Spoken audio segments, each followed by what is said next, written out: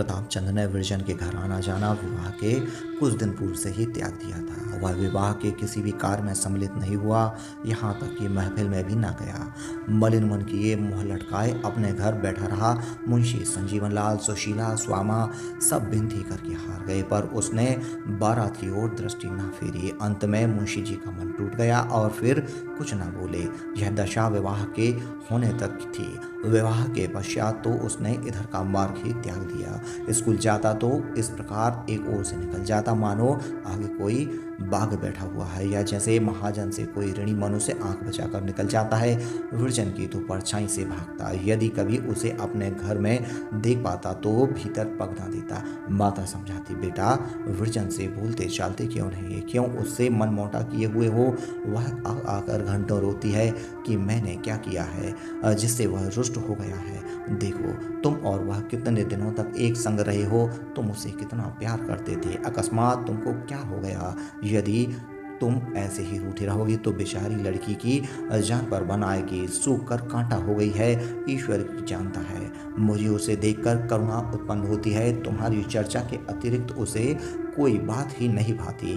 प्रताप आंखें नीचे किए हुए सब सुनता और चुपचाप सरक जाता। प्रताप अब भोला बालक नहीं था। उसके जीवन रूपी वृक्ष में यौवन रूपी कौपलें फूट रही थीं। उसने बहुत दिनों से, उसी समय से जब से उसने होश संभाला, विरजन के जीवन को अपने जीवन में शर्करा चीर की भांति मिला लिया था। उन मनोहर और सुहावने स्वप्नों का इस कठोरता और निर्दयता से धूल में मिलाया जाना उसके कोमल हृदय को विदीर्ण करने के लिए काफ़ी था। वह जो अपने विचारों में विरजन को अपना सर्वस्व समझता था, कहीं का ना रहा, और वह जिसने विरजन को एक पल के लिए भी अपने ध्यान में स्थान न दिया था, उसका सर्वस्व हो गया। इस वितर्क से उसके हृदय में व्याकुलता उत्पन्न होती थी और जी चाहता था कि जिन लोगों ने मेरी स्वप्नवत भावनाओं का नाश किया है और मेरे जीवन की आशाओं को मिट्टी में मिलाया है, उन्हें मैं भी जलाऊं और सुलगाऊं। सबसे अधिक क्रोध उसे जिस बात पर आता था वह बेचारी सुशीला थी। शनय शनय उसकी यह दशा हो गई कि जब स्कूल से आता तो कमलाचरण के संबंध की कोई घटना अवश्य वर्णन करता। विशेषकर उस समय जब सुशीला भी बैठी रहती, उस बेचारी का मन दुखाने में उसे बड़ा आनंद आता था। यद्यपि अवक्त रीति से उसका कथन और वाक्य गति ऐसी हृदय भेदनी होती कि सुशीला के कलेजे में तीर की भांति लगती थी। आज महाशय कमलाचरण टिपाई के ऊपर खड़े थे, मस्तक गगन का स्पर्श करता था, परंतु निर्लज्ज इतने बड़े कि जब मैंने उनकी ओर संकेत किया तो खड़े खड़े हंसने लगे। आज बड़ा तमाशा हुआ। कमला ने एक लड़की की घड़ी उड़ा दी। उसने मास्टर से शिकायत की। उसके समीप वे ही महाशय बैठे हुए थे। मास्टर ने खोज की तो आप ही फीते में घड़ी मिली। फिर क्या था, बड़े मास्टर के यहाँ रिपोर्ट हुई। वह सुनते ही झल्ला गए और कोई 3 दर्जन बेंतें लगाई। सड़ासड़ सारा स्कूल यह कौतूहल देख रहा था। जब तक बेंतें पड़ा की महाशय चिल्लाया किए, परंतु बाहर निकलते ही खिलखिलाते हुए निकले और मूछों पर ताव देने लगे।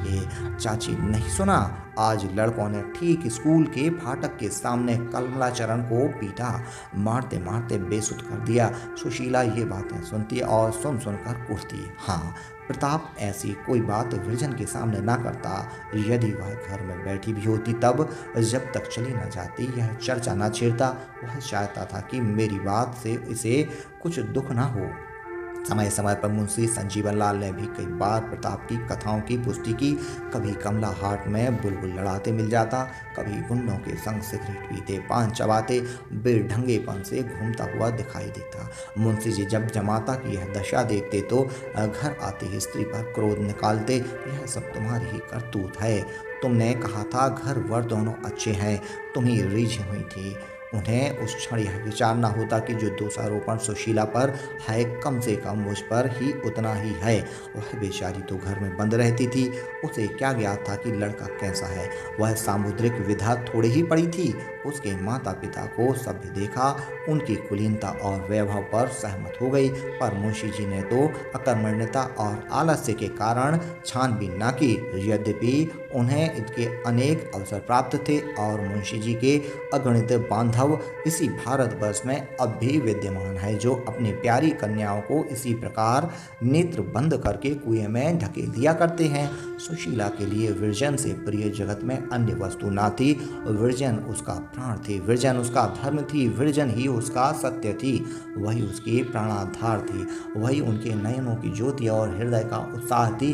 उसकी सर्वोच्च सांसारिक अभिलाषा यह थी कि मेरी प्यारी विरजन अच्छे घर जाए, उसके सास ससुर देवी देवता हों, उनके पति शिष्टता की मूर्ति और श्री रामचंद्र की भांति सुशील हों, इस पर कष्ट की छाया भी ना पड़े।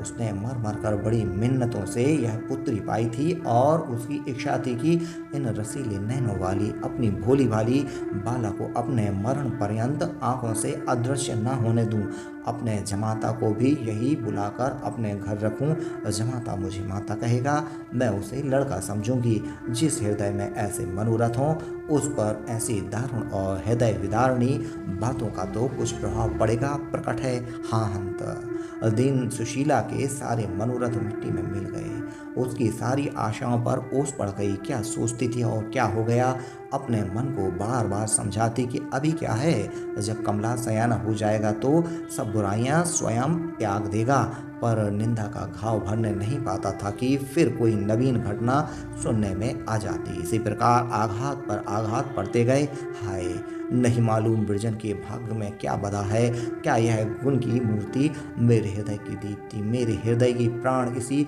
दुष्कृत मनुष्य के संग जीवन व्यतीत करेगी, क्या मेरी श्यामा इसी गिद्ध के पाले पड़ेगी। यह सोचकर सुशीला रोने लगती और घंटों रोती रहती है। पहले विरजन को कभी कभी डांट डपट भी दिया करती थी, अब भूल कर भी कोई बात न कहती। उसका मुँह देखते ही उसे याद आ जाती, क्षण के लिए भी उसे सामने से अदृश्य न होने देगी। यदि जरा देर के लिए वह स्वामा के घर चली जाती तो स्वयं पहुंच जाती। उसे ऐसा प्रतीत होता मानो कोई उसे छीनकर ले भागता है। जिस प्रकार वध की छुरी के तले अपने बछड़े को देखकर गाय रोम रोम कांपने लगती है, उसी प्रकार विरजन के दुख का ध्यान करके सुशीला की आंखों में संसार सुना जाता पड़ता था। इन दिनों विरजन को पल भर के लिए नेत्रों से दूर करते उसे वह कष्ट और व्याकुलता होती जो चिड़िया को घोंसले से बच्चे के खो जाने पर होती। सुशीला एक तो यूं ही जीर्ण रोहिणी थी, उस पर भविष्य की असाध्य चिंता और जलन ने उसे और भी खुला डाला। निंदाओं ने कलेजा छलनी कर दिया। 6 मास भी बीत न पाए थे कि क्षय रोग के चिन्ह दिखाई दिए। प्रथम तो कुछ दिनों तक साहस करके अपने दुख को छिपाती रही, परंतु कब तक रोग बढ़ने लगा और वह शक्तिहीन हो गई। चारपाई से उठना कठिन हो गया। वैद्य और डॉक्टर औषधि करने लगे। विरजन और स्वामा दोनों रात दिन उसके पास बैठी रहती। विरजन एक पल के लिए उसकी दृष्टि से ओझल न होती। उसे अपने निकट न देखकर सुशीला बेसुध सी हो जाती और फूट फूट कर रोने लगती। मुंशी संजीवन लाल पहले तो धैर्य के साथ दबा करते रहते, पर जब देखा कि किसी उपाय से कुछ लाभ नहीं होगा और बीमारी की दशा दिन दिन निकृष्ट होती जाती है, तो अंत में उन्होंने भी निराश हो उद्योग और साहस कम कर दिया। आज से कई साल पहले जब स्वामा बीमार पड़ी थी तब सुशीला ने उसकी सेवा शुश्रूषा में पूर्ण परिश्रम किया था। अब स्वामा की बारी आई। उसने पड़ोसी और भगनी के धर्म का पालन भली भांति किया। रुग्ण सेवा में अपने गृह कार्य को भूल सी गई। 2-2, 3-3 दिन तक प्रताप से बोलने की नौबत न आई। बहुधा वह बिना भोजन किए ही स्कूल चला जाता, परंतु कभी कोई अप्रिय शब्द मुख से न निकालता। सुशीला की रुग्णावस्था ने अब उसको दोष रागनी को बहुत कम कर दिया था। द्वेष की अग्नि द्वेषता की उन्नति और दुर्दशा के साथ साथ तीव्र और प्रज्वलित हो जाती है और उसी समय शांत होती है जब द्वेषता के जीवन का दीपक बुझ जाता है। जिस दिन व्रजरानी को ज्ञात हो जाता कि आज प्रताप बिना भोजन किए स्कूल जा रहा है, उस दिन वह काम छोड़कर उसके घर दौड़ जाती और भोजन करने के लिए आग्रह करती, पर प्रताप उससे बात न करता, उसे रोता छोड़ बाहर चला जाता। निस्संदेह वह विरजन को पूर्णतः निर्दोष समझता था, परंतु एक ऐसे संबंध को जो वर्ष 6 मास में टूट जाने वाला हो वह पहले ही से तोड़ देना चाहता था।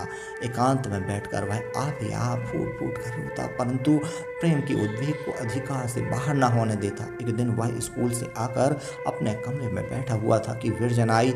उसके कपोल अश्रु से भीगे हुए थे और वह लंबी लंबी सिसकियां ले रही थी। उसके मुख पर उस समय कुछ ऐसी निराशा छाई हुई थी और उसकी दृष्टि कुछ ऐसी करुणोत्पादक थी कि प्रताप से ना रहा गया। सजल नयन होकर बोला, क्यों विरजन, रो क्यों रही हो? विरजन ने कुछ उत्तर न दिया, वरन और बिलख बिलख कर रोने लगी। प्रताप का गंभीर जाता रहा। वह निसंकोच होकर उठा और विरजन की आंखों से आंसू पहुंचने लगा।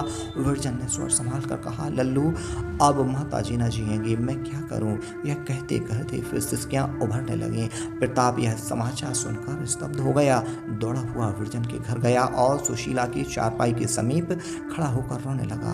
हमारा अंत समय कैसा धन्य होता है, वह हमारे पास ऐसे ऐसे अहितकारियों को खींच लाता है जो कुछ दिन पूर्व हमारा मुख नहीं देखना चाहते थे और जिन्हें इस शक्ति के अतिरिक्त संसार की कोई अन्य शक्ति पराजित न कर सकती थी। हाँ, यह समय ऐसा ही बलवान है और बड़े बड़े बलवान शत्रुओं को हमारे अधीन कर देता है। जिन पर हम कभी विजय न प्राप्त कर सकते थे, उन पर सबको यह समय विजयी बना देता है। जिस पर हम किसी शत्रु से अधिक न पा सकते थे, उन पर समय और शरीर के शक्तिहीन हो जाने पर भी हमको विजयी बना देता है।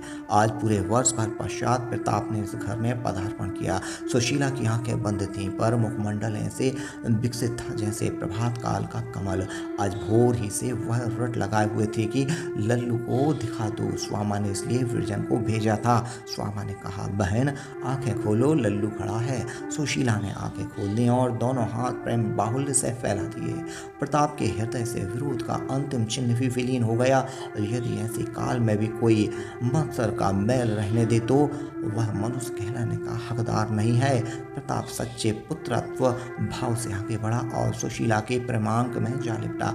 दोनों आधे घंटे तक रोते रहे। सुशीला उसे अपनी दोनों बाहों में इस प्रकार दबाए हुए थी मानो वह कहीं भागा जा रहा है। वह इस समय अपने को सैकड़ों धिक्कार दे रहा था कि मैं ही इस दुखिया का प्राणहारी हूँ, मैं ही द्वेष दुरावेग के वशीभूत होकर इसे इस गति को पहुंचाया है, मैं ही इस प्रेम की मूर्ति का नाशक हूँ। ज्यों ज्यों यह भावना उसके मन में उठती, उसकी आंखों से आंसू बहते। सुशीला बोली, लल्लू, अब मैं तो एक दिन की और मेहमान हूँ, मेरा जो कुछ कहा सुना हो क्षमा करो। प्रताप का स्वर उसके वश में न था, इसलिए उसने कुछ उत्तर न दिया। सुशीला फिर बोली, न जाने क्यों तुम मुझसे रुष्ट हो, तुम हमारे घर नहीं आते, हमसे बोलते नहीं। जी तुम्हें प्यार करने को तरस तरस रह जाता है, पर तुम मेरी तनिक भी सुधि नहीं लेते। बताओ अपनी दुखिया चाची से क्यों रुष्ट हो? ईश्वर जानता है मैं तुमको सदा अपना लड़का समझती रही। तुम्हें देखकर मेरी छाती फूल उठती थी। यह कहते करते निर्बलता के कारण उसकी बोली धीमी हो गई, जैसे क्षितिज के अथाह विस्तार में उड़ने वाले पक्षी की बोली प्रतिक्षण मध्यम होती जाती है, यहाँ तक कि उसके शब्द का ध्यान मात्र शेष रह जाता है। इसी प्रकार सुशीला की बोली धीमी होते होते केवल साय साय रह गई।